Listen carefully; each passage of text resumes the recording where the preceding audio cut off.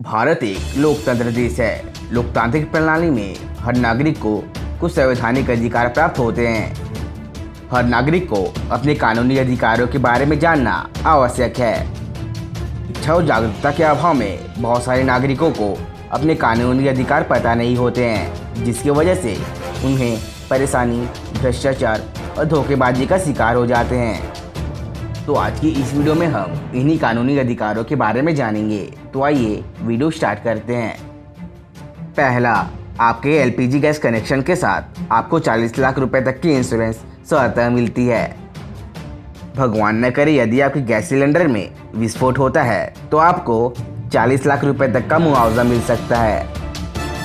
दूसरा, यदि आप किसी कंपनी द्वारा भेंट दिए गए तोहफे को स्वीकार करते हैं तो आप पर कोई भी व्यक्ति रिश्वत लेने का मुकदमा चला सकता है। जी हाँ, आपने बिल्कुल सही सुना है। आजकल कंपनियों में लोगों को तोहफे भेजने की परंपरा बनती जा रही है।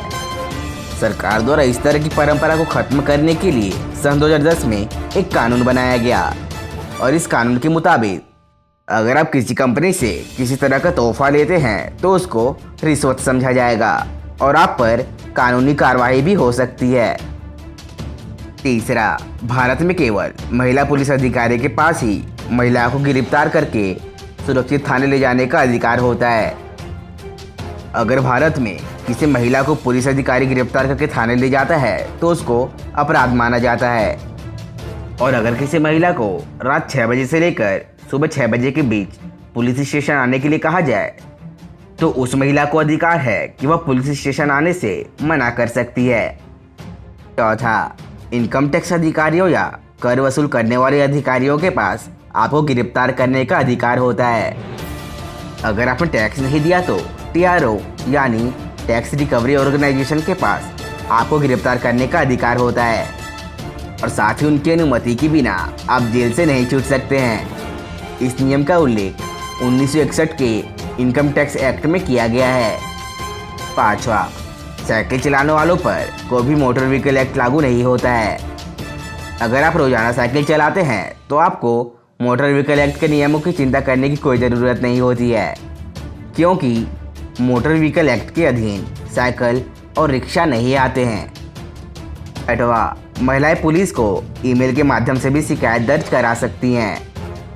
दिल्ली पुलिस ने हाल ही में महिलाओं को ऐसी सुविधा दी है जिससे महिलाएं घर में बैठे बैठे अपनी शिकायत को ईमेल के माध्यम से दर्ज करवा सकती हैं और उन्हें पुलिस स्टेशन आने की ज़रूरत नहीं होती है। भारत में अभी भी बहुत सारे लोग लिव इन रिलेशनशिप को कानून अपराध मानते हैं। भारतीय कानून के अनुसार लिव इन रिलेशनशिप अवैध नहीं है, लेकिन लिव इन रिलेशनशिप में आप रहने वाले पुरुष और महिलाओं को बहुत सारी बातों का ध्यान रखना होता है।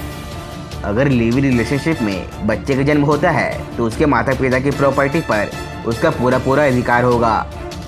सातवां, राजनीतिक दलों के पास चुनाव के समय आपसे वाहन किराए पर लेने का अधिकार होता है। अगर आप वाहन देने के लिए तैयार हैं तो चुनाव के समय राजनीतिक दल आपसे आपका वाहन किराए पर ले सकती है।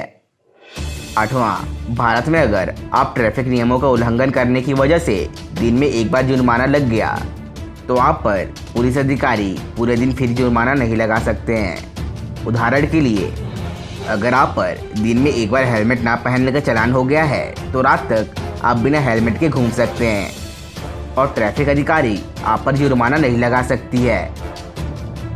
9वें नंबर पर आप किसी वस्तु का एमआरपी यानी मैक्सिमम रिटेल प्राइस से कम कीमत देने का अधिकार होता है।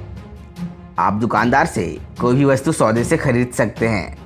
जैसे कि अगर किसी वस्तु का मूल्य 100 रुपये है तो आप सौदा करके उस वस्तु को 90 रुपये में भी खरीद सकते हैं। 10वें नंबर पर अगर कोई व्यक्ति आपसे काम लेकर या आपसे पैसे उधार लेकर आपको भुगतान नहीं करता है तो आप अदालत में उस व्यक्ति के खिलाफ शिकायत दर्ज करा सकते हैं। भारतीय अधिनियम के अनुसार अगर कोई आपको भुगतान नहीं दे रहा हो आप उस व्यक्ति के खिलाफ अदालत में एप्लीकेशन लिखकर मामला दर्ज करवा सकते हैं।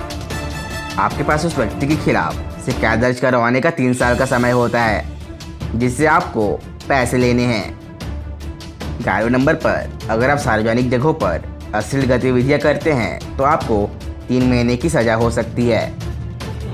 12वां, पुलिस का हेड कांस्टेबल किसी ऐसे अपराध के लिए आपको दंडा नहीं दे सकता जिसका जुर्माना 100 रुपये से अधिक हो। अगर आप एक से अधिक कानून के नियमों का उल्लंघन किया है तो आपका चालान भी किया जा सकता है।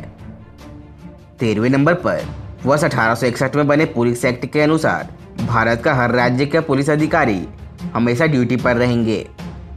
अगर किसी जगह पर आधी रात को कोई भी अपराध या घटना होती है तो पुलिसकर्मी को यह कहने का कोई भी अधिकार नहीं होता है कि वह ड्यूटी पर नहीं है, क्योंकि पुलिस एक्ट के अनुसार पुलिसकर्मी बिना वर्दी के भी हमेशा ड्यूटी पर रहते हैं। 14वें नंबर पर वर्ष 1956 में बने हिंदू गोद और रखरखाव अधिनियम के अनुसार अगर आप हिंदू धर्म के हैं और आपके पास एक बच्चा है तो आप दूसरा बच्चा गोद नहीं ले सकते हैं, और आप बच्चा गोद लेना चाहते हैं तो आपकी और बच्चे की उम्र में कम से कम 21 वर्ष का अंतर होना आवश्यक है। 15वें नंबर पर अगर पति पत्नी में सेक्स संबंध अच्छे नहीं हैं तो दोनों इस वजह को तलाक के सबूत के रूप में इस्तेमाल कर सकते हैं। तो दोस्तों, यह थी हर नागरिकों के कुछ अधिकार। तो दोस्तों, अगर वीडियो पसंद आई तो वीडियो को लाइक और अपने दोस्तों के साथ शेयर करना न भूलें, और ऐसे ही अमेजिंग फैक्ट्स के लिए हमारे चैनल को सब्सक्राइब जरूर करें।